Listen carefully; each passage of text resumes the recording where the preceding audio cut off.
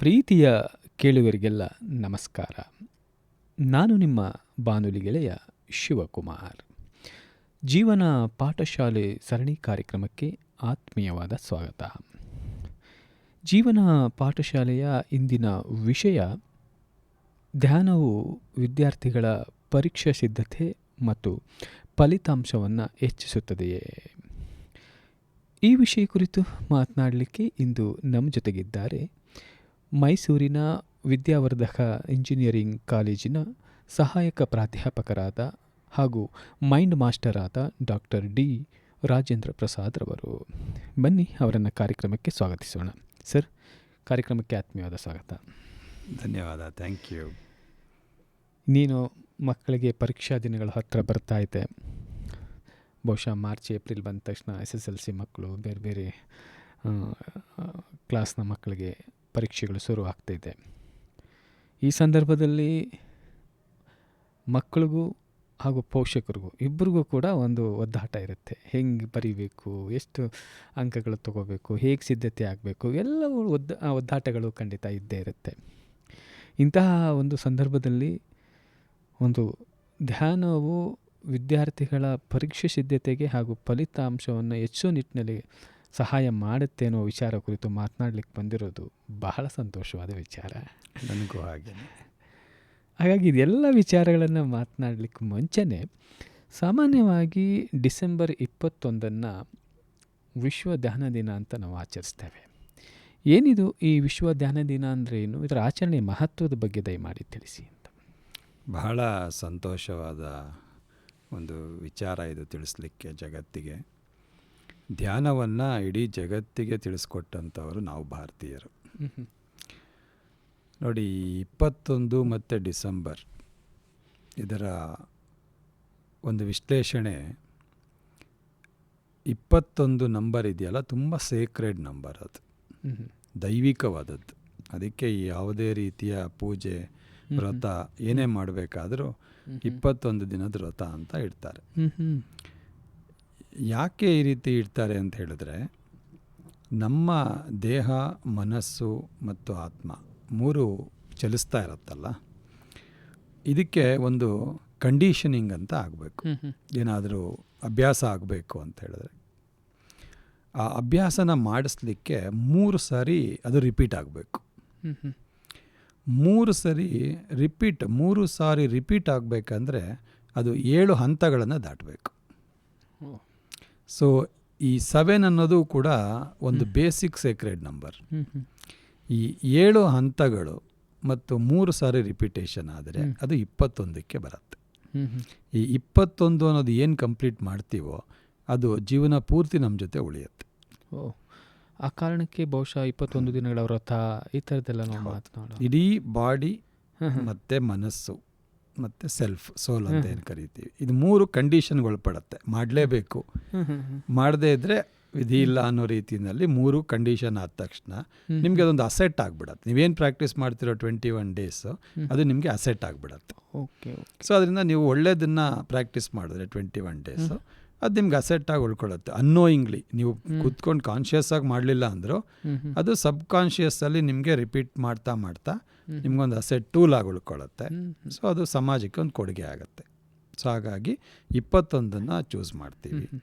ಅದೇ ರೀತಿ ಡಿಸೆಂಬರ್ ಅನ್ನೋದು ಏನು ಬರುತ್ತೆ, ಇಂಗ್ಲೀಷ್ ಕ್ಯಾಲೆಂಡರ್ ಪ್ರಕಾರ ಅದು 12ನೇ ತಿಂಗಳು. ಬಟ್ ನಮ್ಮ ಕ್ಯಾಲೆಂಡರ್ ಪ್ರಕಾರ 7ನೇ ತಿಂಗಳಿಗೆ ಬರುತ್ತೆ. ಯಾಕೆ, ಯುಗಾದಿಯನ್ನು ನಾವು ವರ್ಷದ ಆರಂಭ ಅಂತ ಅಂದ್ಕೊಂಡ್ರೆ ಅಲ್ಲಿಂದ ನೀವು ಹಿಂದಕ್ಕೆ ಕ್ಯಾಲ್ಕುಲೇಟ್ ಮಾಡ್ಕೊಂಬಂದ್ರೆ 5 ಮೈನಸ್ ಮಾಡಬೇಕಾಗತ್ತೆ. 12ರಲ್ಲಿ 5 ಹೋದರೆ 7. ಸೊ 7ನೇ ತಿಂಗಳು ಅದು ಕೂಡ ಸೇಕ್ರೆಡ್ ನಂಬರ್. ಸೊ ಈ 7 ಅನ್ನೋದೇನಿದೆ ನಿಮಗೆ ನಮ್ಮ ಭರತ ಭೂಮಿಯಲ್ಲಿ ಜನಿಸಿದ ಪ್ರತಿಯೊಬ್ಬ ವ್ಯಕ್ತಿಗೂ ಒಂದು ಅತ್ಯುತ್ತಮವಾದ ಒಂದು ಸಂಖ್ಯೆ. ಅದರಿಂದ ಎಲ್ಲವನ್ನ 7ನಲ್ಲಿ 7 ವಾರಗಳು, 7 ಬಣ್ಣಗಳು, ಇದನ್ನೆಲ್ಲ ಹೇಳ್ತಾ. ಎಸ್ ಸರ್, ಈ 21 ಅಂಕಿಗಳ ಅಥವಾ ದಿನಗಳ ವಿಶೇಷತೆ ಕುರಿತು ತಾವು ಹೇಳಿದ್ರಿ. ಇಷ್ಟರೊಳಗಡೆ 7 ಹಂತಗಳಲ್ಲಿ ಅಥವಾ 3 ಸಲ ಅದು ರಿಪೀಟ್ ಆಗಿ ಮಾಡಬೇಕು ಅಂತ ಹೇಳಿದ್ರಿ. ಬಟ್ ಮಾಡಬೇಕು, ಕರೆಕ್ಟ್ ಇದೆ. ಬಟ್ ಹೇಗೆ ಧ್ಯಾನ ಅಂದರೆ ಏನು, ಆ ಧ್ಯಾನ ಮಾಡುವಂಥ ವಿಧಾನ ಹೇಗೆ ಅಂತ? ಧ್ಯಾನ ಅಂದ ತಕ್ಷಣ ಧ್ಯಾನ ಧಾರಣ ಅಂತ ಬರುತ್ತೆ. ಹ್ಮ್ ಹ್ಮ್ ಬೇಸಿಕಲ್ ಯೋಗ ಇದರಲ್ಲೆಲ್ಲ ಮಾಡಬೇಕಾದ್ರೆ ಹ್ಮ್. ನಾವು ಹೇಳ್ತಿರ್ತೀವಿ. ಧ್ಯಾನ ಬೇಕಾಗಿರೋದು ಗುರಿ ಮತ್ತು ಗುರುವಿನ ಉಪದೇಶವನ್ನು ಜೊತೆಯಲ್ಲಿ ತಗೊಂಡೋಗಿ ತಲುಪೋದಕ್ಕೆ, ಹ್ಮ್ ಹ್ಮ್ ಒಂದು ಧಾರಣ ಮಾಡಲಿಕ್ಕೆ ಸಪೋರ್ಟ್ ಮಾಡೋದೇ ಧ್ಯಾನ. ಹ್ಮ್ ಹ್ಮ್ ಮನನ ಮಾಡ್ಕೋತೀವಿ ನಂತರ. ಹ್ಮ್ ಧ್ಯಾನ ಮಾಡಿದಾಗ ನೀವು ಒಬ್ಬ ವ್ಯಕ್ತಿ ಮತ್ತು ವ್ಯಕ್ತಿತ್ವ ಹ್ಮ್ ಮತ್ತು ಸೂಚನೆ ಹ್ಮ್ ಮೂರನ್ನ ಫಾಲೋ ಮಾಡೋ ಅಭ್ಯಾಸ ಬೆಳೆಯುತ್ತೆ. ಹ್ಮ್ ಹ್ಮ್ ಧ್ಯಾನ ಮಾಡೋದಕ್ಕೆ ಮನಸ್ಸಿಗೆ ಧ್ಯಾನ ಮಾಡಿಸ್ಬೇಕಾ, ದೇಹಕ್ಕೆ ಧ್ಯಾನ ಮಾಡಿಸ್ಬೇಕಾ, ಯಾವುದು ಧ್ಯಾನಕ್ಕೆ ಒಳಪಡೋದು ಅನ್ನೋದೇ ಸೀಕ್ರೆಟ್ ಇಲ್ಲಿ. ಹ್ಮ್ ಹ್ಮ್ ಸೊ ಧ್ಯಾನಕ್ಕೆ ಒಂದು ಸ್ಥಳ ಆಯ್ಕೆ ಮಾಡ್ಕೋಬೇಕು, ಹ್ಮ್ ಹ್ಮ್ ಹೀಗೆ ಕೂತ್ಕೋಬೇಕು, ಇಷ್ಟೇ ಸಮಯ ಅಭ್ಯಾಸ ಮಾಡಬೇಕು, ಈಗೆಲ್ಲ ನಿಯಮಗಳಿದೆ. ಹೌದು. ಆ ನಿಯಮಗಳನ್ನು ಫಾಲೋ ಮಾಡೋದಕ್ಕೆ ಕೆಲವು ಯಮ ಅಂದರೆ ಕಂಟ್ರೋಲ್ ಇರುತ್ತೆ, ಅದನ್ನು ಫಾಲೋ ಮಾಡಬೇಕು. ಆಮೇಲೆ ನಿಯಮಗಳನ್ನು ಫಾಲೋ ಮಾಡ್ಬೋದು, ಅನಂತರ ಧ್ಯಾನನ ಫಾಲೋ ಮಾಡ್ಬೋದು, ಪ್ರಾಕ್ಟೀಸ್ ಮಾಡ್ಬೋದು. ಇದು ಪರೀಕ್ಷಾ ಸಮಯದಲ್ಲಿ ತುಂಬ ಕ್ವಿಕ್ಕಾಗಿ ಧ್ಯಾನ ಮಾಡೋದು ಹೇಗೆ ಅನ್ನೋದನ್ನು ನಾನು ನಿಮಗೆ ತಿಳಿಸ್ಕೊಡ್ತೇನೆ. ಧ್ಯಾನಕ್ಕೆ ಅದರದೇ ಆದಂಥ ಪರಂಪರೆ ಇದೆ, ವಿಶಿಷ್ಟತೆ ಇದೆ, ಮತ್ತು ಅದು ತುಂಬ ದೊಡ್ಡ ದೊಡ್ಡ ವ್ಯಕ್ತಿಗಳನ್ನು ಕೊಟ್ಟಿದೆ. ಅಲ್ಲ, ಧ್ಯಾನ ಅನ್ನೋದು ಒಂದು ದೊಡ್ಡ ವಿಷಯ. ಇದನ್ನು ಚರ್ಚೆ ಮಾಡಬೇಕು ಅಂದರೆ ಸಾಕಷ್ಟು ಸಮಯ ಬೇಕು. ಆದರೆ ಇವತ್ತಿನ ವಿಷಯಕ್ಕೆ ಸೀಮಿತವಾಗಿ ನಾವು ಮಾತನಾಡೋದಾದರೆ, ಈ ಪರೀಕ್ಷಾ ಸಿದ್ಧತೆಗೆ ಮತ್ತು ಫಲಿತಾಂಶವನ್ನು ಹೆಚ್ಚಿಸಲಿಕ್ಕೆ ಈ ಧ್ಯಾನ ಹೇಗೆ ಸಹಾಯ ಮಾಡುತ್ತೆ ಅಂತ. ಹೌದು, ಪರೀಕ್ಷೆ ಅಂತ ಏನಿದೆ, ಆ ದಿನವನ್ನು ನೆನೆಸ್ಕೊಂಡ ತಕ್ಷಣ ಪ್ರತಿಯೊಬ್ಬ ವಿದ್ಯಾರ್ಥಿಗೂ ದೇಹ ಒಂದು ರೀತಿ ರೆಸ್ಪಾಂಡ್ ಮಾಡುತ್ತೆ, ಮನಸ್ಸು ಒಂದು ರೀತಿ ರೆಸ್ಪಾಂಡ್ ಮಾಡುತ್ತೆ. ಮತ್ತು ಶಾಲೆ ಆಗಿರ್ಬೋದು, ಕಾಲೇಜ್ ಆಗಿರ್ಬೋದು ಒಂದು ರೀತಿ ರೆಸ್ಪಾಂಡ್ ಮಾಡುತ್ತೆ, ಪೋಷಕರು ಒಂದು ರೀತಿ ರೆಸ್ಪಾಂಡ್ ಮಾಡ್ತಾರೆ, ಸೊಸೈಟಿ ಒಂದು ರೀತಿ ರೆಸ್ಪಾಂಡ್ ಮಾಡುತ್ತೆ. ಸೊ ಎಲ್ಲ ರೆಸ್ಪಾನ್ಸ್ ಮೆಕ್ಯಾನಿಸಮನ್ನು ಹೊತ್ಕೊಂಡು ಇದು ನಡಿಬೇಕಾಗಿರುತ್ತೆ ಪರೀಕ್ಷೆ ಅನ್ನೋದು. ಸೊ ಇಂಥ ಸಂದರ್ಭದಲ್ಲಿ ಮುಖ್ಯವಾದ ವ್ಯಕ್ತಿ ಅಂದರೆ ವಿದ್ಯಾರ್ಥಿ. ಇಲ್ಲಿ ಪರೀಕ್ಷೆ ಅನ್ನೋದು ಬೇಕಿರೋದೇ ವಿದ್ಯಾರ್ಥಿಯ ಪ್ರಗತಿಗೋಸ್ಕರ. ಅವನು ಪ್ರಗತಿ ಪಡ್ಕೋಬೇಕು ಅಂದರೆ ಜೀವನದಲ್ಲಿ ಅವನು ಧ್ಯಾನನ ಅಳವಡಿಸ್ಕೋಬೇಕಾಗತ್ತೆ. ಈಗ ಪರೀಕ್ಷೆ ಹತ್ತಿರ ಬರ್ತಿದೆ ಅಂತ ಹೇಳಿದ್ರೆ ಯೂಶ್ವಲ್ ಆಗಿ ಟೈಮ್ ಟೇಬಲ್ ಹಾಕ್ಕೋತಾರೆ. ಎಷ್ಟು ಜನ ಟೈಮ್ ಟೇಬಲ್ ಫಾಲೋ ಮಾಡ್ತಾರೆ?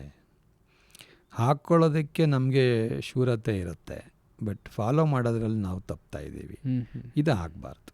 ಯಾಕೆ ಅಂದರೆ ಒಂದ್ಸರಿ ನೀವು ಟೈಮ್ ಟೇಬಲ್ ಹಾಕ್ಕೊಂಡ್ಮೇಲೆ ಅದನ್ನು ಫಾಲೋ ಮಾಡಲಿಲ್ಲ ಅಂದರೆ ನಿಮ್ಮದೇ ಮನಸ್ಸು ನಿಮಗೆ ರಾಂಗ್ ಪ್ರೋಗ್ರಾಮಿಂಗ್ ಕೊಡುತ್ತೆ. ಏನಂದರೆ ನೀನು ಎಲ್ಲವನ್ನ ಹಾಕ್ಕೋತೀಯ, ಏನೂ ಮಾಡಲ್ಲ ಅಂತ.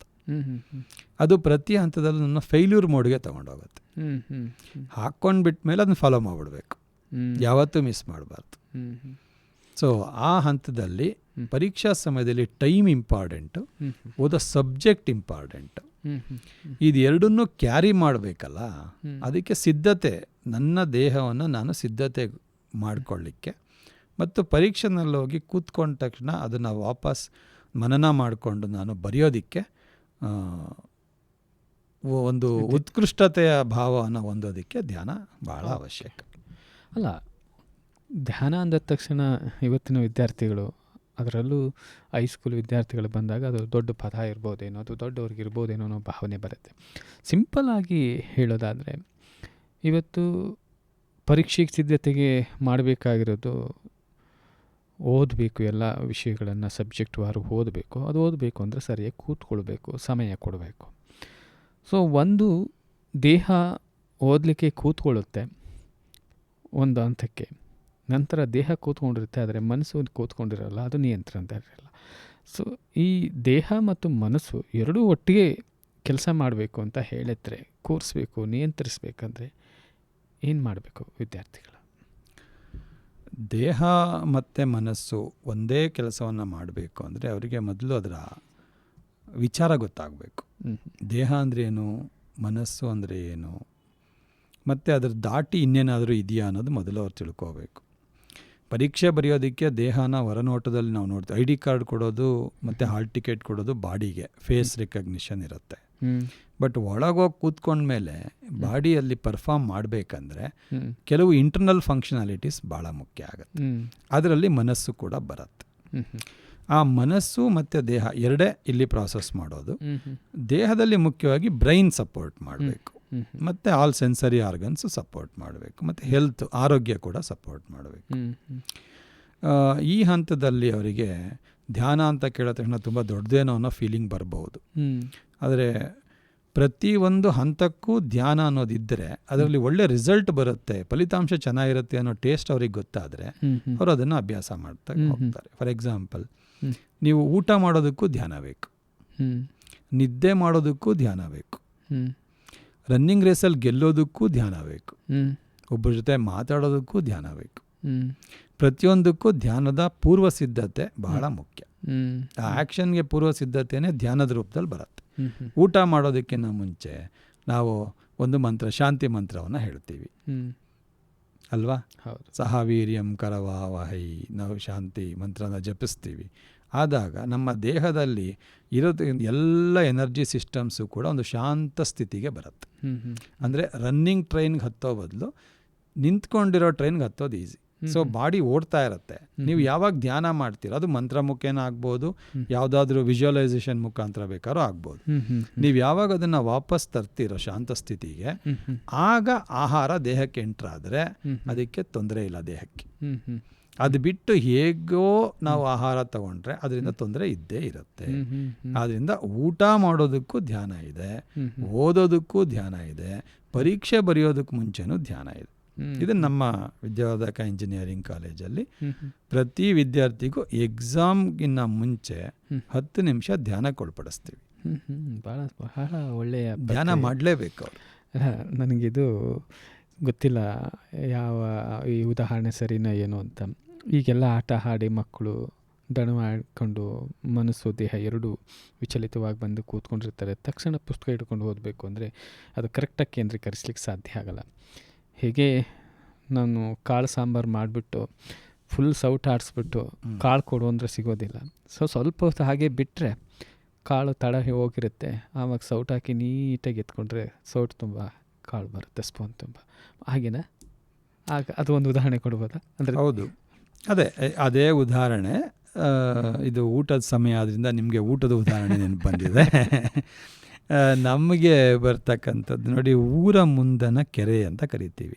ಊರ ಮುಂದಗಡೆ ಒಂದು ಕೆರೆ ಇರುತ್ತೆ. ಆ ಕೆರೆಯ ಒಳಗಡೆ ಒಂದು ಮಹಿಷದ ಮಂದೆ ಅಂತ ಕರಿತೀವಿ, ಅಂದರೆ ಎಮ್ಮೆಗಳ ಮಂದೆ, ಹಿಂಡು ಮೀದು ಹೋದಾಗ, ಅಂದರೆ ಆ ಕೆರೆ ಒಳಗಡೆ ಎಂಟ್ರಾಗ ಆಚೆ ಹೋದರೆ ರಾಡಿ ಮೇಲ್ಬಪ್ಪದೆ ಮೇಲ್ ಬಂದೇ ಬರುತ್ತೆ, ರಾಡಿ ಎದ್ದು ಬಿಡುತ್ತೆ. ಈ ರಾಡಿ ಎದ್ದಿರೋದನ್ನು ಯಾವ ಫಿಲ್ಟ್ರಿಂದ ಫಿಲ್ಟ್ರ್ ಮಾಡ್ಬೋದು? ಇಮ್ಮಿಡಿಯೇಟ್ ತಿಳಿ ಆಗಬೇಕು ನೀರು. ಯಾವ ಫಿಲ್ಟ್ರ್ ತರೋದು? ಯಾವ ಫಿಲ್ಟ್ರಿಂದ ಮಾಡಿದ್ರೂ ತಿಳಿ ಆಗಲ್ಲ. ಬಟ್ ಸಮಯ ಅನ್ನೋದು ನೀವು ಕೊಟ್ಟರೆ ಅಷ್ಟೇ, ನಿಧಾನಕ್ಕೆ ಇಷ್ಟು ತಿಳಿಯಾಗಿತ್ತ ನೀರು ಅನ್ನೋಷ್ಟು ತಿಳಿಯಾಗತ್ತೆ. ಆ ರಗಡ್ ಏನಿದೆ ಅದೆಲ್ಲ ಕೆಳಗಡೆ ಬಾಟಮಲ್ಲಿ ಸೆಟ್ಲ್ ಆಗುತ್ತೆ. ಹಾಗೆ ಒಬ್ಬ ವಿದ್ಯಾರ್ಥಿ ವಿದ್ಯಾರ್ಜನೆ ಮಾಡೋ ಅಂಥವನು ಅರ್ಜನೆಗೆ ಕುಳಿತಾಗ ತನ್ನ ರಾಡಿ ಎದ್ದಿರೋ ಪೂರ್ತಿ ದೇಹ ಮನಸ್ಥಿತಿಯನ್ನು ತಿಳಿಗೊಳಿಸೋದಕ್ಕೆ ಒಂದಷ್ಟು ಸಮಯವನ್ನು ಮೀಸಲಿಡಬೇಕು. ಆ ಸಮಯನೇ ಅವನ ಶಾಂತ ಸ್ಥಿತಿಗೆ ತಗೊಂಡೋದ ಮೇಲೆ ಅವನ ಮುಖ ಎಷ್ಟು ಬಿಂಬ ನೀಟಾಗಿ ನೀರಲ್ಲಿ ಕಾಣುತ್ತೋ ಅದೇ ರೀತಿ ಸಬ್ಜೆಕ್ಟಲ್ಲಿ ಅವನ ಎಫಿಷಿಯನ್ಸಿ ಕಾಣುತ್ತೆ. ನನಗೆ ಎಷ್ಟು ಬೇಕು, ನಾನು ಏನು ತಗೋಬೇಕು ಅನ್ನೋದು ಪ್ರತಿಬಿಂಬವನ್ನು ಆ ಸಬ್ಜೆಕ್ಟಲ್ಲಿ ಅವನು ನೋಡಿ ಎಂಜಾಯ್ ಮಾಡ್ಬೋದು. Very important. ಅವನು ಆ ಪ್ರಾಸೆಸ್ನ ಎಂಜಾಯ್ ಮಾಡ್ಬೋದು. ಈ ಎಂಜಾಯ್ ಮಾಡದೆ ಓದೋ ಮಕ್ಕಳು ಇದ್ದಾರೆ, ಬಟ್ ಅವರಿಗೆ ಬೇಗ ಕಾಯಿಲೆ ಬಂದ್ಬಿಡುತ್ತೆ. ಹೆಚ್ಚಿನ ಮಕ್ಕಳು ಇವಾಗ ಯಂಗ್ ಏಜಲ್ಲಿ ಡಯಾಬಿಟಿಕ್ ಆಗ್ತಿದ್ದಾರೆ, BP ಇದೆ, ತಲೆ ಸುತ್ತ ಬಿದ್ದುಬಿಡ್ತಾರೆ. ಯಾಕೆ ಈ ಥರ ಆಗ್ತಿದೆ ಅಂದರೆ they are not enjoying the process. ಇದು ಸಂಸ್ಥೆಗಳು ಕೂಡ ತಿಳಿಸ್ಕೊಡ್ಬೇಕು. ಆರೋಗ್ಯ ಮುಖ್ಯ, ಮಕ್ಕಳದು ತಿಳಿಸ್ಕೊಡ್ಬೇಕು. Yes sir. ಅಂದರೆ ಒಂದು ತಿಳಿಯಾಗಲಿಕ್ಕೆ ಒಂದು ಕಲಸಿರುವಂತಹ ಒಂದು ನೀರು ಇದು ತಿಳಿಯಾಗಬೇಕು ಅಂತ ಹೇಳಿದ್ರೆ ಒಂದೇ ಒಂದು ದಾರಿ, ಅದಕ್ಕೆ ಸಮಯ ಕೊಡಬೇಕು. ಆ ಸಮಯ ಪ್ರಶಾಂತವಾಗಿದ್ದರೆ ಅದು ಸಮಯ ಕೊಟ್ಟ ಮೇಲೆ ನಂತರ ತಿಳಿಯಾಗುತ್ತೆ, ಅದನ್ನು ಬಳಸಲಿಕ್ಕೆ ಭಾಳ ಯೋಗ್ಯವಾಗಿರುತ್ತೆ. ಹಾಗಿದ್ದರೆ ಮಕ್ಕಳು ಬೆಳಗ್ಗೆಯಿಂದ ಸಂಜೆವರೆಗೂ ಅವ್ರ ತಲೆಯಲ್ಲಿ ಏನೇನೋ ಬಂದು ಹೋಗಿರುತ್ತೆ, ಆಟಗಳು, ಬೇರೆ ಬೇರೆ ಚಟುವಟಿಕೆಗಳಲ್ಲಿ ತೊಡಗಿಸ್ಕೊಂಡಿರ್ತಾರೆ. ಈ ದಿನ ನಾನು ಓದಬೇಕು, ಓದಿದ್ದನ್ನು ಅರ್ಜನೆ ಮಾಡ್ಕೊಳ್ಬೇಕು, ಅದನ್ನು ಮನಸ್ಸಲ್ಲಿ ಇಟ್ಕೊಂಡು ಪರೀಕ್ಷೆಗೆ ಅದನ್ನು ಬರೀಬೇಕು. ಇದೆಲ್ಲವೂ ಈ ಪ್ರಕ್ರಿಯೆಯಲ್ಲಿ ಈ ಧ್ಯಾನ ಅನ್ನೋದನ್ನು ಅಳವಡಿಸ್ಕೊಳ್ಳುವ ರೀತಿ ಹೇಗೆ ಅಂತ ಮಕ್ಕಳು? ಹೌದು, ಧ್ಯಾನಕ್ಕೆ ಬರೋದಕ್ಕಿಂತ ಮುಂಚೆ ಒಂದು ಪ್ರೀ ಕಂಡೀಷನ್ ಅಂದರೆ ಅಸರ್ಟ್ ಸಿಸ್ಟಮ್ ಅಫರ್ಮೇಷನ್ ಸಿಸ್ಟಮ್ ಅಂತ ಬರುತ್ತೆ. ಅಂದರೆ ನಾನು ಓದೋದಕ್ಕೆ ಕೂತ್ಕೋಬೇಕು ಅನ್ನೋದನ್ನು ಅವನು ಓದೋಕ್ಕೆ ಕೂತ್ಕೊಳ್ಳೋಕ್ಕಿಂತ ಮುಂಚೆನೇ 21 ಟೈಮ್ಸ್ ರೀಕಾಲ್ ಮಾಡ್ಕೋಬೇಕು ಮನಸ್ಸಲ್ಲಿ. ಇಲ್ಲಾಂದರೆ ಅದು ಬರೋದೇ ಇಲ್ಲ, ಆ ಅಲೆನೇ ಬರಲ್ಲ. ಓದಬೇಕು ಯಾರೋ ಹೇಳಿದ್ರೆ ಮಾತ್ರ ಬರುತ್ತೆ. ಅದು ಕೂಡ ಒಂದು 10 ನಿಮಿಷ, ಆಮೇಲೆ ವ್ಯಾನಿಷ್ ಆಗಿಬಿಡತ್ತೆ. ಆದರೆ ಓದಬೇಕು ಅನ್ನೋ ಮನಸ್ಥಿತಿ ಮಕ್ಕಳಿಗೆ ಬರೋದಿಲ್ಲ. ಯಾಕೆ ಅಂದರೆ ಇವಾಗ ಎಂಟರ್ಟೈನ್ಮೆಂಟ್ ಮೋಡಲ್ಲಿ ಇರ್ತಾರೆ ಮಕ್ಕಳು, ಎಜುಕೇಷನ್ ಮೋಡಿಗೆ ಬಂದಿರಲ್ಲ. ಹೌದು. ಸೊ ಎಂಟರ್ಟೈನ್ಮೆಂಟ್ ಮೋಡಲ್ಲಿ ಇರೋ ಮಕ್ಕಳಿಗೆ ಕಲರ್ಸ್ ಬೇಕು, ಸೌಂಡ್ ಬೇಕು, ಗ್ಲ್ಯಾಮರ್ ಇರಬೇಕು, ಆ್ಯಕ್ಷನ್ ಇರಬೇಕು. ಇದು ಯಾವುದು ಟೆಕ್ಸ್ಟ್ ಬುಕ್ಕಲ್ಲಿರಲ್ಲ, ಆದರೆ ಮೊಬೈಲಲ್ಲಿರುತ್ತೆ. ಕರೆಕ್ಟ್. ಈ ಮೊಬೈಲು ಮುಟ್ಟಿದ ತಕ್ಷಣ ಆನ್ ಆಗುತ್ತೆ, ಪ್ರಶ್ನೆ ಮಾಡಲ್ಲ. ಅದು ನಾನು ಯಾಕೆ ಆನ್ ಮಾಡ್ತಿದ್ಯಾ ಅಂತ ಕೇಳಲ್ಲ. ಪಾಸ್ವರ್ಡ್ ನೀವು ಕೊಟ್ಟಿಲ್ಲ ಅಂದರೆ ಏನೂ ಕೇಳಲ್ಲ, ಆನ್ ಆಗುತ್ತಲ್ಲ. ಅದಕ್ಕೆ ಅದು ಇವತ್ತಿನ ಯಂಗ್ ಜನ್ರೇಷನ್ಗೆ ಬೆಸ್ಟ್ ಫ್ರೆಂಡು ಮೊಬೈಲು. ಯಾಕೆಂದರೆ ಫ್ರೆಂಡು ಕ್ವಶನ್ ಮಾಡಬಾರ್ದು. ಕ್ವಶನ್ ಮಾಡೋ ಫ್ರೆಂಡ್ನ ಅವರ ಫ್ರೆಂಡ್ಶಿಪ್ ಇಟ್ಕೊಳ್ಳಲ್ಲ ಅವರು. ಸೊ ಮೊಬೈಲ್ ಕ್ವಶನ್ ಮಾಡಲ್ಲ, ಸೊ ಅವರು ಫ್ರೆಂಡ್ ಆಗಿಬಿಡ್ತಾರೆ. ಮೊಬೈಲ್ ಏನು ಕೇಳಿದ್ರು ತೋರಿಸುತ್ತೆ, ನೋಡ್ತಾರೆ. ಆದರೆ ಅದನ್ನು ನಮ್ದಾಗಿ ಮಾಡ್ಕೊಳಕ್ಕೆ ಆಗಲ್ಲ ಜೀವನದಲ್ಲಿ ಅನ್ನೋದು ಸತ್ಯ ಅವ್ರಿಗೆ ಗೊತ್ತಿರಲ್ಲ. ಯಾಕೆಂದರೆ ಹೆಚ್ಚು ನಾವು ಮೊಬೈಲಲ್ಲಿ ಏನು ನೋಡ್ತೀವೋ ಅದನ್ನು ಪಡ್ಕೊಳಕ್ಕಾಗಲ್ಲ. ಪಡ್ಕೋಬೇಕಂದ್ರೆ ಒಂದನ್ನು ನೋಡಿದ್ಮೇಲೆ ಅದನ್ನು ಸಾಧನೆ ಮಾಡಬೇಕು, ಆ ದಿಕ್ಕಲ್ಲೇ ಹೊರಡಬೇಕು. ಈ ಓದುವ ವಿಷಯದಲ್ಲೂ ಕೂಡ ಹಾಗೆ ಆಗುತ್ತೆ. ನಾನು ಓದಬೇಕು ಅಂತ ಹೇಳಿದ್ರೆ ನಾನು ಧ್ಯಾನ ಮಾಡಬೇಕು. ಮಾಡಿದ್ರೆ ಮಾತ್ರ ಅದು ಕಾನ್ಸೆಪ್ಚುವಲೈಸೇಷನ್ ಅಂತ ಆಗುತ್ತೆ. ಕಾನ್ಸೆಪ್ಚುವಲೈಸೇಷನ್ ಅಂದರೆ ಇನ್ನು 1 ಅವರ್ ನಾನು ಓದ್ತೀನಿ ಅನ್ನೋದಕ್ಕೆ ಒಂದು ಕಂಡೀಷನ್ ಹಾಕ್ಕೊಟ್ಟಂಗೆ ನೀವು ಬಾಡಿ ಮತ್ತು ಮನಸ್ಸಿಗೆ 1 ಅವರ್ ಕೂತ್ಕೊಂಡು ಓದ್ತೀನಿ, ಆ ಕಂಡೀಷನ್ ಹಾಕ್ಕೊಡ್ಬೇಕು. ಆ ಕಂಡೀಷನ್ ಆದ ತಕ್ಷಣ 2 ಸಿದ್ಧತೆಗೆ ಒಳಗಾದ ತಕ್ಷಣ ನೀವು ಯಾವುದಾದ್ರು ಟೆಕ್ಸ್ಟ್ ಬುಕ್ ತಗೊಳ್ಳಿ, ಓದಬೇಕು. ಮೊದಲನೇ ಸರಿ ನಿಮಗೆ ಓದಿದ್ರೆ ಅರ್ಥ ಆಗೋದಕ್ಕಿಲ್ಲ. ಮೊದಲೇ ನೀವು ಪಾಠ ಕೇಳಿದರೆ ಅರ್ಥ ಆಗ್ಬೋದೇನೋ, ಇಲ್ಲಾಂದರೆ ಅರ್ಥ ಆಗೋದಿಲ್ಲ. ಆದರೆ 1 ಅವರ್ ಬಿಡಬಾರ್ದು, ಅದನ್ನು 1 ಅವರ್ ಓದ್ಕೊಂಡು ಹೋಗಬೇಕು. ಅದೇ ಧ್ಯಾನಕ್ಕೆ ನೀವು ಕೂತ್ಕೊಂಡು ಓದೋದಾದರೆ ಯಾವ ಸಬ್ಜೆಕ್ಟು ಇಷ್ಟ ಮತ್ತು ಕಷ್ಟ ಅಂತ 2 ಡಿಸಿಷನ್ ಬರುತ್ತೆ. ಓದೋಕ್ಕೆ ಕೂತ್ಕೊಂಡ ತಕ್ಷಣ ಇಷ್ಟವಾಗಿರೋ ಸಬ್ಜೆಕ್ಟ್ ತೊಗೊಂಡ್ಬಿಡ್ತಾರೆ, ಕಷ್ಟವಾಗಿರೋ ಸಬ್ಜೆಕ್ಟ್ ಆಮೇಲೆ ಅಂದ್ಕೊಂಡು ಕೊನೆಗೆ ಪರೀಕ್ಷಾ ಸಮಯ ಬರೋ ತನಕನೂ ಅದು ಮುಟ್ಟಕ್ಕೆ ಆಗೋದೇ ಇಲ್ಲ. ಕೆಲವು ಒತ್ತಡದಿಂದ ಕೆಲವು ಓದಿ ಏನೋ ಒಂದು ಪಾಸ್ ಮಾಡಿಬಿಡ್ತಾರೆ. ಇಲ್ಲಿ ಧ್ಯಾನದ ಮಹತ್ವ ಭಾಳ ಮುಖ್ಯ. ಯಾಕೆಂದರೆ ಎಲ್ಲ ಸಬ್ಜೆಕ್ಟು ಒಂದೇ ಇರುತ್ತೆ, ಇಷ್ಟ ಕಷ್ಟ ಅಂತಿರಲ್ಲ. ಇಷ್ಟ ಕಷ್ಟ ಅಂದರೆ ಅವ್ರ ರೆಸ್ಪಾನ್ಸ್ ಸಿಸ್ಟಮ್ ಅಷ್ಟೇ. ಅದು ಆ ಸಬ್ಜೆಕ್ಟ್ ಜೊತೆಗೆ ಅವ್ರು ಕೊಡೋ ಅಂಥ ಒಂದು ಭಾವನಾತ್ಮಕ ಸಂಬಂಧಗಳಿದೆಯಲ್ಲ, ಅದ್ರ ಮೇಲೆ ಡಿಸೈಡ್ ಆಗುತ್ತೆ. ಬಟ್ ಡೀಪಾಗಿ ಇನ್ವಾಲ್ವ್ ಆಗ್ತೀನಿ ಅಂದರೆ ಎಲ್ಲ ಸಬ್ಜೆಕ್ಟೂ ಬೇಕಾದಂಥ ಸಬ್ಜೆಕ್ಟ್ಗಳೇ ಆಗಿರುತ್ತೆ. ಸೊ ಆದರೆ ಧ್ಯಾನಕ್ಕೆ ಕೂತ್ಕೊಂಡು ಯಾವ ವಿದ್ಯಾರ್ಥಿ ಓದ್ತಾನೋ ಅವನಿಗೆ ಎಲ್ಲ ಸಬ್ಜೆಕ್ಟು ಇಷ್ಟವಾಗಿರುತ್ತೆ, ಯಾವುದೂ ಕಷ್ಟ ಅನಿಸಲ್ಲ. ಧ್ಯಾನ ಇಲ್ಲದೆ ಓದಕ್ಕೆ ಹೋಗ್ತಾನಲ್ಲ, ಅವನಿಗೆ ಭಾವನಾತ್ಮಕವಾಗಿ ಯಾವುದು ಜೋಡಣೆ ಇರುತ್ತೆ ಅದು ಮಾತ್ರ ಇಷ್ಟ ಆಗುತ್ತೆ, ದೂರ ಇರೋವಂಥದ್ದು ಇಷ್ಟ ಆಗಲಿಕ್ಕಿಲ್ಲ. ಅದಕ್ಕೆ ಧ್ಯಾನ ಒಬ್ಬ ವಿದ್ಯಾರ್ಥಿಗೆ ಬಹಳ ಮುಖ್ಯ. Yes sir. ಈಗ ನಮ್ಮ ವಿದ್ಯಾರ್ಥಿ ಈ ಕಾರ್ಯಕ್ರಮ ಕೇಳ್ತಿದ್ದಾರೆ ಅಂತ ಅಂದ್ಕೊಳ್ಳೋಣ, ಅಥವಾ ಪೋಷಕರು ಕೇಳ್ತಾ ಇದ್ದಾರೆ ಅಂತ ಅಂದ್ಕೊಳ್ಳೋಣ, ಅವ್ರ ಮಗ SSLC ಓದ್ತಿದ್ದಾರೆ ಅಂತ ಅಂದ್ಕೊಳ್ಳೋಣ. ಆ ವಿದ್ಯಾರ್ಥಿ ಅಥವಾ ಆ ಪೋಷಕ ಏನು ಮಾಡಬೇಕು? ಧ್ಯಾನ ಅಂದರೆ ಬಹುಶಃ ಧ್ಯಾನ ಮಾಡೋದ್ರಿಂದ ಇದೆಲ್ಲವೂ ಸಾಧ್ಯತೆ ಇದೆ. ಅದು ಮಾಡೋದು ಹೇಗೆ, ಯಾವ ಸಂದರ್ಭದಲ್ಲಿ ಮಾಡಬೇಕು, ಹೇಗೆ ಅದನ್ನು ಅಳವಡಿಸ್ಕೊಳ್ಬೇಕು ಅಂತ? ಹೌದು, ಧ್ಯಾನ ಮಾಡೋಕ್ಕೆ ಕೂತ್ಕೊಳ್ತೀವಿ ಅಂದಾಗ ಸಮಯ ನಿರ್ಧಾರ ಭಾಳ ಮುಖ್ಯ. ಆದರೆ ಪರೀಕ್ಷೆ ಇನ್ನು 2 ತಿಂಗಳಿದೆ ಅಂದಾಗ ಧ್ಯಾನಕ್ಕೆ ಎಲ್ಲಿ ಸಮಯ ಕೊಡಬೇಕು ಅನ್ನೋ ಕನ್ಫ್ಯೂಷನ್ ಕೂಡ ಇರುತ್ತೆ. ಓದೋದಕ್ಕೆ ಕೂತ್ಕೊಳ್ಳೋದಕ್ಕಿಂತ ಹಿಂದೆ ಒಂದು 10 ನಿಮಿಷ ಅದಕ್ಕೆ ಅಂತ ಇಟ್ಕೊಂಡ್ರೆ ಬೆಟರ್ ಅನಿಸುತ್ತೆ. ಯಾಕಂದರೆ ಇನ್ನು ಓದೋ ಅಷ್ಟೂ ಸಮಯ ಯೂಸ್ಫುಲ್ ಆಗಿರುತ್ತೆ. ನೀವು 10 ಮಿನಿಟ್ ನಿಮಗೆ ವೇಸ್ಟ್ ಆಗುತ್ತೆ, ನಾನು ಯಾಕೆ ವೇಸ್ಟ್ ಮಾಡಬೇಕಂತ ಅನಿಸಿದ್ರೆ ಇನ್ನು ಓದಿದ್ರಲ್ಲಿ 50% ವೇಸ್ಟೇ. ಇನ್ನು 50% ಮಾತ್ರ ನಿಮಗೆ ಯೂಸ್ಫುಲ್ ಅಂತ ಅನಿಸುತ್ತೆ, ಬಟ್ ಪ್ರಾಪರ್ ಟೈಮಲ್ಲಿ ರೀಕಾಲ್ ಆಗಲ್ಲ. ಅದು ಪ್ರಾಬ್ಲಮ್. ಅದಕ್ಕೆ ಏನು ಮಾಡಬೇಕು, ಧ್ಯಾನಕ್ಕೆ ಒಂದು 10 ನಿಮಿಷ ಸಮಯ ಇಟ್ಕೋಬೇಕು. ಮತ್ತು ಇಲ್ಲಿ ಒಂದು ಕನ್ಫ್ಯೂಷನ್ ಇದೆ. ಧ್ಯಾನ ಮಾಡೋದು ಅಂದರೆ ಏನು? ಕಣ್ಮುಚ್ಚಿ ಕೂತ್ಕೊಂಡು ಬಿಡೋದ? ಕೆಲವರು ಉಸಿರಾಟದ ಬಗ್ಗೆ ಗಮನ ಕೊಡೋದ? ಈ ಓದೋ ವಿದ್ಯಾರ್ಥಿಗಳಲ್ಲಿ ಹೇಗಿರುತ್ತೆ ಅಂದರೆ, ಕಣ್ಣು ಬಿಟ್ಟಿದ್ದಾಗ ಕಾಡೋ ಅಂಥ ವಿಚಾರಗಳು ಕಣ್ಣು ಮುಚ್ಚಿದಾಗ ಕಲರ್ಫುಲ್ಲಾಗಿ ಕಾಡೋಕ್ಕೆ ಸ್ಟಾರ್ಟ್ ಆಗುತ್ತೆ. ಅವರಿಗೆ ಅದನ್ನು ಕಂಟ್ರೋಲಿಗೆ ತಗೊಳ್ಳೋದೇ ಕಷ್ಟ ಆಗುತ್ತೆ. ಆದ್ದರಿಂದ ಈ ಧ್ಯಾನನ ಮನಸ್ಸಿಗೋಸ್ಕರ ಧ್ಯಾನ ಮಾಡ್ತೀನಿ ಅನ್ನೋದಾದರೆ ತುಂಬ ಸಮಯ ಹಿಡಿಯುತ್ತೆ. ಆದರೆ ಎಕ್ಸಾಮಿಗೆ ಬೇಕಿರೋದು ಮನಸ್ಸಿಗಿನ್ನ ಹೆಚ್ಚಾಗಿ ಬ್ರೈನ್. ಯಾಕೆ? ಇನ್ಫಾರ್ಮೇಷನ್ ಸ್ಟೋರ್ ಆಗಿರೋದೆಲ್ಲಿ? ಬ್ರೈನಲ್ಲಿ. ಸ್ಟೋರ್ ಆಗೋದೆಲ್ಲಿ? ಬ್ರೈನಲ್ಲಿ. ಬೇಕಾದಾಗ ಬರೋದೆಲ್ಲಿಂದ? ಬ್ರೈನಿಂದ. ಸೊ ಬ್ರೈನ್ಗೆ ಮೆಡಿಟೇಷನ್ ಮಾಡಿಸೋ ವಿಧಾನನ ಕಲ್ತ್ಕೊಂಡಿದ್ದಾದರೆ ಇವರಿಗೆ ಸಮಯನೂ ಕಡಿಮೆ ತಗೊಳುತ್ತೆ ಅದು, ಮತ್ತು ಇನ್ಫಾರ್ಮೇಷನ್ ತುಂಬ ಚೆನ್ನಾಗಿ ಸ್ಟೋರ್ ಆಗುತ್ತೆ. ರೈಟ್ ಟೈಮಲ್ಲಿ ಅದು ರೀಕಾಲ್ ಆಗುತ್ತೆ. ಯಾಕೆಂದರೆ ಪರೀಕ್ಷೆಯಲ್ಲಿ ಇವರು ಮಾತಾಡಲ್ಲ. ಇವರು ಮಾತಾಡಿ ವ್ಯಕ್ತಪಡಿಸ್ತೀನಿ ಅಂದರೆ ಮೈಂಡ್ ಸಾಕು, ಬಟ್ ಬರಿತೀನಿ ಅಂದರೆ ಬ್ರೈನ್ ಬೇಕು. ಬರೆಯೋದಕ್ಕೆ ಯಾಕೆ? ಮೋಟರಿಂಗ್ ಸಿಗ್ನಲ್, ಅದು ಹ್ಯಾಂಡ್ ಮೂವ್ಮೆಂಟ್ಗೆ ಸಿಗ್ನಲ್ ಕೊಡೋದು ಬ್ರೈನ್, ಮೈಂಡ್ ಅಲ್ಲ. ಹೌದು. ಮಾತಾಡೋದಕ್ಕೆ ಕಾನ್ಷಿಯಸ್ನೆಸ್ ಇದ್ದರೆ ಸಾಕು, ನಾನು ಏನು ಮಾತಾಡ್ತಿದ್ದೀನಿ ಅಂತ. ಇನ್ಫಾರ್ಮೇಷನ್ ಫ್ಲೋ ಇರುತ್ತೆ. ಬಟ್ ಬರೀಬೇಕು ಅಂದಾಗ ಪೇಪರ್ ಮೇಲೆ ಅಕ್ಷರ ಮೂಡಬೇಕು, ಪೆನ್ ಹಿಡ್ಕೋಬೇಕು, ಮೂಮೆಂಟು ಸ್ಪೀಡಾಗಿ ಬರೀಬೇಕು, ಇನ್ಫಾರ್ಮೇಷನ್ನು ಬರ್ತಿರಬೇಕು. ಸೊ ಬ್ರೈನ್ ಬಹಳ ಮುಖ್ಯ. ಇಲ್ಲಿ ಬ್ರೈನ್ ಮುಖ್ಯ ಅಂದಾಗ ಬ್ರೈನಲ್ಲಿ ನ್ಯೂರೋ ಟ್ರಾನ್ಸ್ಮಿಟರ್ಸ್ ಅಂತ ಇರುತ್ತೆ.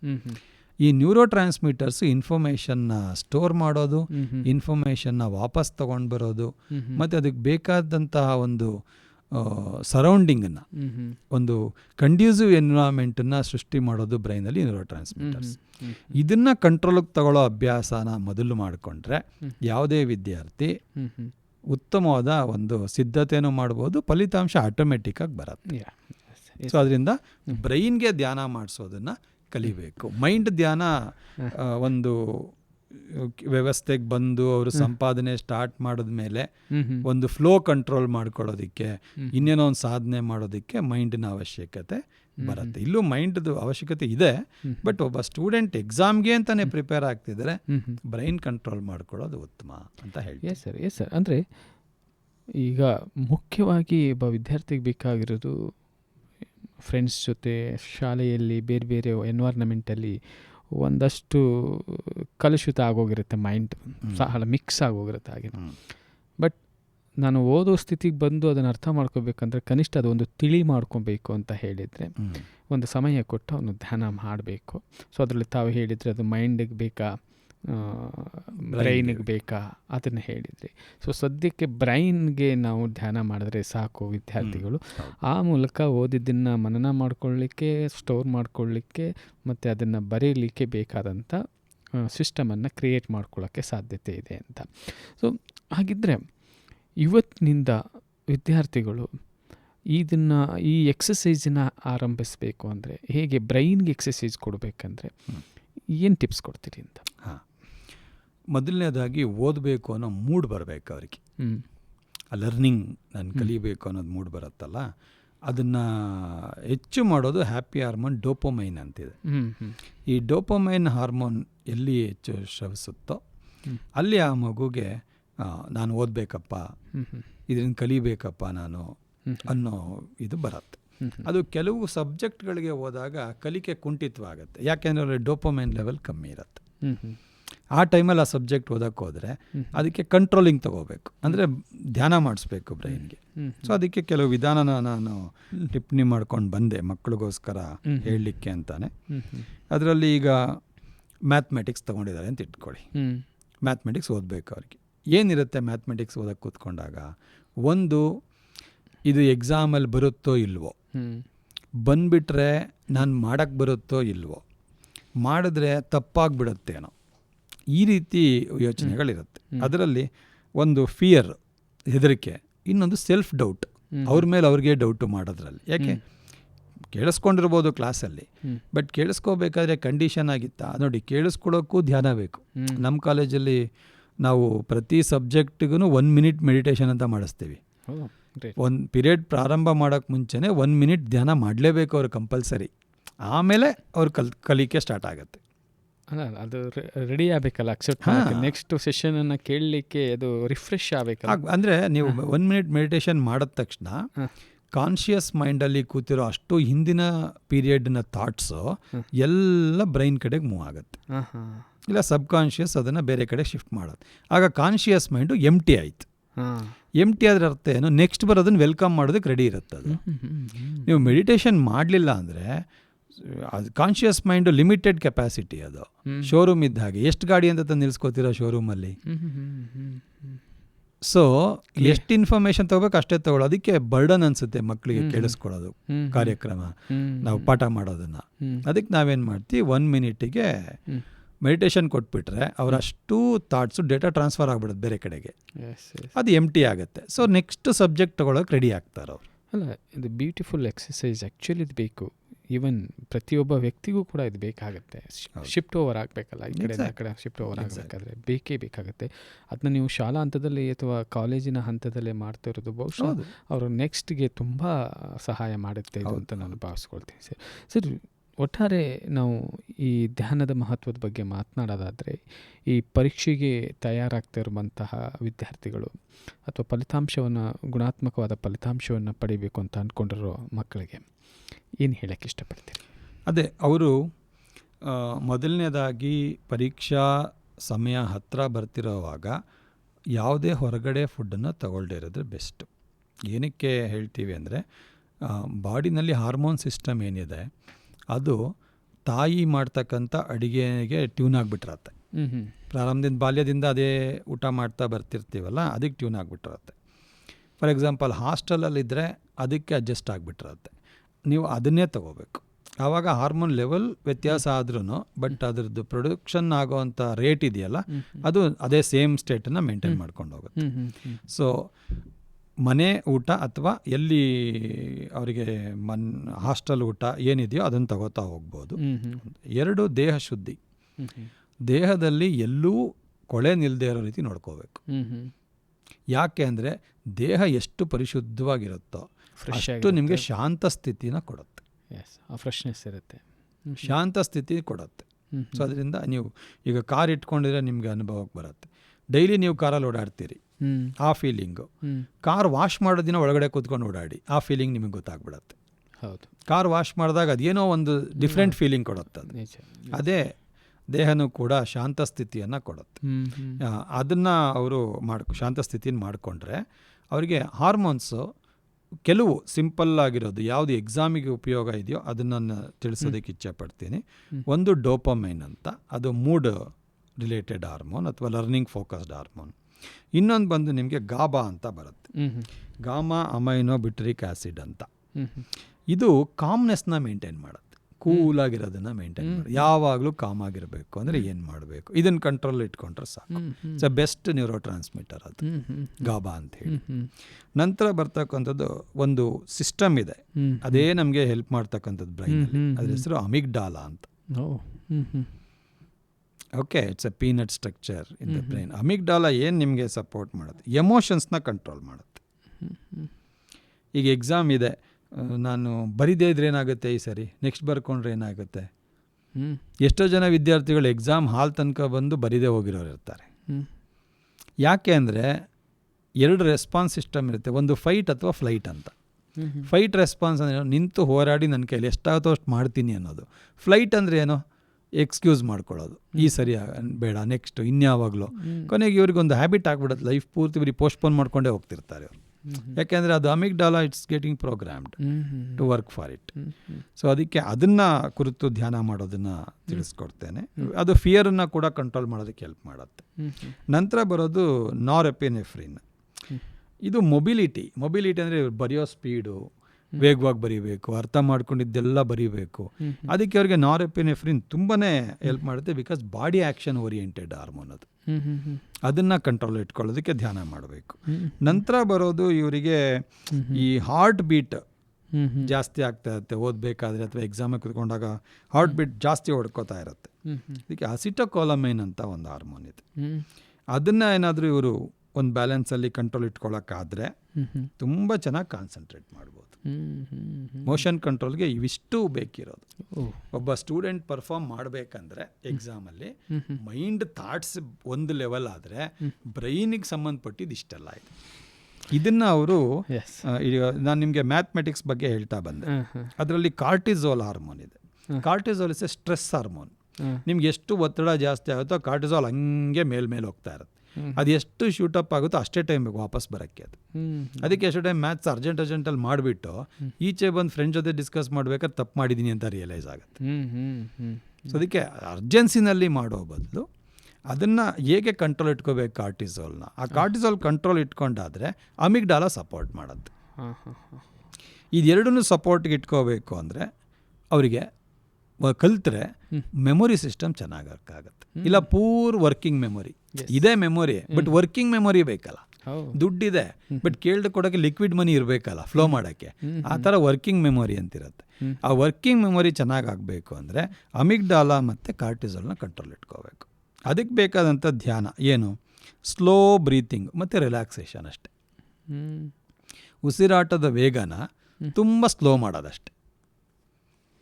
ಎಷ್ಟು ಸ್ಲೋ ಆಗುತ್ತೆ ಅಷ್ಟು ಸ್ಲೋ ಮಾಡ್ಕೋತಾ ಹೋದರೆ ಮತ್ತು ಬಾಡಿ ರಿಲ್ಯಾಕ್ಸ್ ಆಗಿರೋ ಪೊಸಿಷನನ್ನು ಅಭ್ಯಾಸ ಮಾಡಿಕೊಂಡ್ರೆ ಆಟೋಮೆಟಿಕ್ಕಾಗಿ ನಿಮಗೆ ಅಮಿಗ್ಡಾಲ ಸಪೋರ್ಟ್ ಮಾಡುತ್ತೆ, ಕಾರ್ಟಿಸೋಲ್ ಕಮ್ಮಿ ಆಗುತ್ತೆ, ಶೂಟಪ್ ಆಗೋದು ಕಮ್ಮಿ ಆಗುತ್ತೆ. ಸೊ ವರ್ಕಿಂಗ್ ಮೆಮೊರಿ ಫಾಸ್ಟ್ ಆಗಿಬಿಡುತ್ತೆ. ಯಾವಾಗ ವರ್ಕಿಂಗ್ ಮೆಮೊರಿ ನಿಮಗೆ ಫಾಸ್ಟ್ ಆಯಿತೋ ನಿಮಗೆ ಫಿಯರ್ ಇರಲ್ಲ. ಏನಿದೆ ನೆನಪಲ್ಲಿ ಎಲ್ಲ ಬರೀತೀರ, ಸೆಲ್ಫ್ ಡೌಟೇ ಬರಲ್ಲ. So you can click in mathematics. This is very very yes sir ಖಂಡಿತ. ಅಂದರೆ ಬಹುಶಃ ಏನೇ ಆ್ಯಕ್ಷನ್ ಆಗಬೇಕು ಅಂದರೂ ಅಥವಾ ಏನೇ ಕೆಲಸ ಮಾಡಬೇಕು ಅಂದರೂ ನಮ್ಮ ಮೈಂಡ್ ಆ್ಯಂಡ್ ಬ್ರೈನು ಭಾಳ ಕೆಲಸ ಮಾಡುತ್ತೆ. ಅದು ಸಾಮಾನ್ಯವಾಗಿ ನಾವು ಏನೇ ರಿಯಾಕ್ಟ್ ಮಾಡಬೇಕು ಅಂದರೆ ರೆಸ್ಪಾಂಡ್ ಮಾಡಬೇಕಂದ್ರೆ ಒಂದೊಂದೇ ಕೆಮಿಕಲ್ ಉತ್ಪತ್ತಿ ಆಗುತ್ತೆ ಅಥವಾ ಹಾರ್ಮೋನ್ಸ್ ಉತ್ಪತ್ತಿ ಆಗುತ್ತೆ. ಯಾವ ಕೆಲಸಕ್ಕೆ ಯಾವ ಹಾರ್ಮೋನ್ ಉತ್ಪತ್ತಿ ಆದರೆ ಚೆನ್ನಾಗಿ ಕೆಲಸ ಆಗುತ್ತೆ. ಸೊ ಅದನ್ನು ನಾವು ಕಂಡಿಡ್ಕೋಬೇಕು. ಅದನ್ನು ಹೆಚ್ಚು ಮಾಡಲಿಕ್ಕೆ ನಮ್ಮ ಈ ಥರದ ಒಂದು ಎಕ್ಸಸೈಸ್ ಅಥವಾ ನೀವು ಏನು ಹೇಳಿದರೆ ಅದನ್ನು ಮಾಡ್ತಾ ಹೋದರೆ ಬಹುಶಃ ನಾವು ಕೇವಲ ಪರೀಕ್ಷೆ ಒಂದೇ ಅಲ್ಲ, ಇನ್ನು ಮುಂಬರುವ ಎಲ್ಲ ಪರೀಕ್ಷೆಗಳಲ್ಲೂ ಎಲ್ಲ ಜೀವನದ ಪರೀಕ್ಷೆಗಳಲ್ಲೂ ಕೂಡ ಪಾಸ್ ಆಗಿಬಿಡ್ತೀವಿ. ಹೇಗೆ ಅಂದರೆ ಬ್ರೈನ್ಗೆ ಒಂದು ಸಿಸ್ಟಮ್ನ ನೀವು ಮೆಕ್ಯಾನಿಸಮ್ ಕೊಟ್ರಿ ಅಂದರೆ ಅದು ಅಡಿಕ್ಟ್ ಆಗಿಬಿಡುತ್ತದೆ. ಯಾವಾಗ ಅಡಿಕ್ಟ್ ಆಗುತ್ತೋ ಅದು ಪರ್ಫಾರ್ಮ್ ಮಾಡ್ತಾ ಹೋಗುತ್ತೆ, ಅದು ಎಲ್ಲೂ ಫೇಲ್ ಆಗಲ್ಲ. ಅದು ಸಕಾರಾತ್ಮಕವಾದ ಅಡಿಕ್ಷನ್ ಆಗಬೇಕೇ ಹೊರತು ಅದು ಈವನ್ ನೆಗೆಟಿವ್ ಕೂಡ ಅಡಿಕ್ಷನ್ ಆಗೋದು. ಹೊರಗಡೆ ಸೊಸೈಟಿ ನೆಗೆಟಿವ್ ಆಗಿ ಮಾಡ್ತಾ ಇದೆ, ಅದಕ್ಕೆ ಧ್ಯಾನ ಬೇಕು ಅಂತಿರೋದು ನಾವು. ನಿಮ್ಮ ಒಳಗಿನ ಪ್ರಪಂಚ ಬೇರೆ, ನಿಮ್ಮ ಹೊರಗಿನ ಪ್ರಪಂಚ ಬೇರೆ. ಓದೋ ವಿದ್ಯಾರ್ಥಿಗೆ ಒಳಗಿನ ಪ್ರಪಂಚ ಬಹಳ ಇಂಪಾರ್ಟೆಂಟ್, ಹೊರಗಡೆ ಪ್ರಪಂಚ ಇಂಪಾರ್ಟೆಂಟ್ ಅಲ್ಲ. ದುಡಿಯೋದಕ್ಕಿಂತ ಹೊರಗಡೆಗೆ ಹೋದ್ಮೇಲೆ ಎರಡೂ important. Social responsibility and self responsibility ಎರಡೂ ಇಂಪಾರ್ಟೆಂಟ್. ಈ ಕೆಮಿಸ್ಟ್ರಿ ಓದಕ್ಕೆ ಕೂತ್ಕೊಂಡ್ರೆ ಒಬ್ಬ ಹುಡುಗನಿಗೆ ಆಂಗ್ಸೈಟಿ ಜಾಸ್ತಿ ಇರುತ್ತೆ, ಮತ್ತು ಮೆಮೊರೈಸೇಷನ್ ಆಫ್ ಫಾರ್ಮುಲಾಸ್, ಆ ಈಕ್ವೇಷನ್ಸ್. ಏನಪ್ಪ ಮಾಡೋದು, ನಾನಿಲ್ಲಿ ಅದನ್ನು ಒಂದು ಇದಕ್ಕೆ ಹಾಕ್ಕೊಂಡು ಬಂದೆ. ಏನಂದರೆ ಅಸಿಟೋಕೊಲೈನ್ ಅಂತ ಏನು ನಮ್ಮಲ್ಲಿರುತ್ತೆ, ಆ ಅಸಿಟೋಕೊಲೈನ್ ಲೆವೆಲ್ನ ಕಮ್ಮಿ ಆಗ್ಬಿಟ್ರತ್ತೆ. ಅದನ್ನು ಬೂಸ್ಟ್ ಮಾಡ್ಕೋಬೇಕು. ಅವ್ರಿಗೆ ಬೂಸ್ಟ್ ಮಾಡ್ಕೊಳ್ಳೋಕ್ಕೇನು, ಆ ಬೂಸ್ಟ್ ಮಾಡ್ಕೊಳ್ಳಿಲ್ಲ ಅಂದರೆ ರಿಟೆನ್ಷನ್ ರೇಟ್ ಕಮ್ಮಿ. ಓದಿರ್ತಾರೆ ಮರ್ತು ಬಿಡ್ತಾರೆ. ಬಟ್ ಆ ರಿಟೆನ್ಷನ್ ರೇಟ್ನ ಹೆಚ್ಚು ಮಾಡ್ಕೊಳ್ಳೋದಕ್ಕೆ ಒಂದು ಫೋಕಸ್ಡ್ ಅಟೆನ್ಷನ್ ಮೆಡಿಟೇಷನ್ ಅಂತ ಬರುತ್ತೆ. ಫೋಕಸ್ಡ್ ಅಟೆನ್ಷನ್ ಮೆಡಿಟೇಷನ್ ಅಂದರೆ ಒಂದು ವಸ್ತುನೋ ಒಂದು ಏನಾದರೂ ಒಂದು ಕಲರೋ ಇಟ್ಕೊಂಡ್ಬಿಟ್ಟು ಅದ್ರ ಕಡೆ ಮಾತ್ರ ಧ್ಯಾನ ಮಾಡ್ತಾ ಹೋದರೆ ರಿಟೆನ್ಷನ್ ರೇಟ್ ಜಾಸ್ತಿ ಆಗುತ್ತೆ. ಸೊ ಅವಾಗ ಕೆಮಿಸ್ಟ್ರಿಲಿ ಓದಿರೋ ಫಾರ್ಮುಲಾ ಬೇಡ ಅಂದರೂ ನೆನಪಿಗೆ ಬರುತ್ತೆ. ಎಸ್ ಸರ್, ಯಾವುದನ್ನು ಕೇಂದ್ರೀಕರಿಸಬೇಕು ಅಂದರೆ ಮನನ ಮಾಡ್ಕೊಳ್ಬೇಕು ಅಂದರೆ ಒಂದೊಂದಕ್ಕೂ ಒಂದು ಟೆಕ್ನಿಕ್ಸ್ ಇದೆ. ಅದನ್ನು ಅರ್ಥ ಮಾಡಿಕೊಂಡು ಅದನ್ನು ಅನುಸರಿಸುತ್ತೆ ಆದರೆ ನಾವು ಕಲಿಕೆಯಲ್ಲಿ ಹೆಚ್ಚು ಕಲಿಯಬಹುದು, ಜೊತೆಗೆ ಅದು ಉತ್ತೀರ್ಣರಾಗಲಿಕ್ಕೆ ಸುಲಭ ಆಗುತ್ತೆ. ಎಸ್ ಸರ್, ಸಾಕಷ್ಟು ಇರೋ ಸಮಯದಲ್ಲಿ ಸಾಕಷ್ಟು ವಿಚಾರವನ್ನು ನಮಗೆ ತಿಳಿಸ್ಕೊಟ್ಟಿದ್ದೀರಿ ಸರ್. ಈ ಧ್ಯಾನ ವಿದ್ಯಾರ್ಥಿಯ ಪರೀಕ್ಷೆ ಸಿದ್ಧತೆ ಮತ್ತು ಫಲಿತಾಂಶದಲ್ಲಿ ಹೆಚ್ಚು ಮಹತ್ವವನ್ನು ವಹಿಸುತ್ತಾ ಅಂದಾಗ ಹೌದು ವಹಿಸುತ್ತೆ. ಇಂತಹ ಸಾಕಷ್ಟು ವಿಧಾನಗಳನ್ನು ಅನುಸರಿಸುತ್ತೆ ಆದರೆ ಖಂಡಿತ ಅವರಲ್ಲಿ ಒಂದು ಉತ್ತಮ ಬೆಳವಣಿಗೆ ಮತ್ತು ಉತ್ತಮ ಫಲಿತಾಂಶವನ್ನು ತಂದು ಕೊಡುತ್ತೆ ಅನ್ನೋ ಒಂದು ಸಾಕಷ್ಟು ವಿಚಾರವನ್ನು ಹಂಚ್ಕೊಂಡಿದ್ದೀರಿ ಸರ್. ಕಾರ್ಯಕ್ರಮದಲ್ಲಿ ಭಾಗಿಯಾಗಿದ್ದಕ್ಕಾಗಿ ತಮ್ಮ ಎಲ್ಲ ಅನುಭವಗಳನ್ನು ಹಂಚ್ಕೊಂಡಿದ್ದಕ್ಕಾಗಿ ಹೃತ್ಪೂರ್ವಕ ಧನ್ಯವಾದಗಳು ಸರ್. Thank you. ನನಗೆ ಒಂದು ಆಪರ್ಚುನಿಟಿ ಕೊಟ್ಟರೆ ವಿಶ್ವ ಧ್ಯಾನ ದಿನದ ಪ್ರಯುಕ್ತ ನಾನು ಕುಳಿತು ಮಾತನಾಡೋದಕ್ಕೆ ಈ ಜಗತ್ತು ನನಗೆ ಪರ್ಮಿಷನ್ನು ಇವತ್ತು ಇಲ್ಲಿ ಕೂತ್ಕೊಳ್ಳಿಕ್ಕೆ ಅವಕಾಶ ಮಾಡಿಕೊಟ್ಟಿದೆ. ಸರ್ವರಿಗೂ ವಂದಿಸುತ್ತಾ, ನಿಮಗೂ ಕೂಡ ವಂದಿಸ್ತಾ ಥ್ಯಾಂಕ್ ಯು ಹೇಳ್ತೀನಿ. ನಮಸ್ಕಾರ. Thank you. ನಮಸ್ತೆ. ಶ್ರೋತೃಗಳೇ, ಇಷ್ಟೊತ್ತು ತಾವು ಕೇಳ್ತಾ ಇದ್ರಿ ಜೀವನ ಪಾಠಶಾಲೆ ಸರಣಿ ಕಾರ್ಯಕ್ರಮದಲ್ಲಿ ಧ್ಯಾನವು ವಿದ್ಯಾರ್ಥಿಗಳ ಪರೀಕ್ಷೆ ಸಿದ್ಧತೆ ಮತ್ತು ಫಲಿತಾಂಶವನ್ನು ಹೆಚ್ಚಿಸುವಲ್ಲಿ ಸಹಾಯ ಮಾಡುತ್ತಾ ಅನ್ನುವ ವಿಚಾರ ಕುರಿತು ನಾವು ಮಾತನಾಡ್ತಾ ಇದ್ವಿ.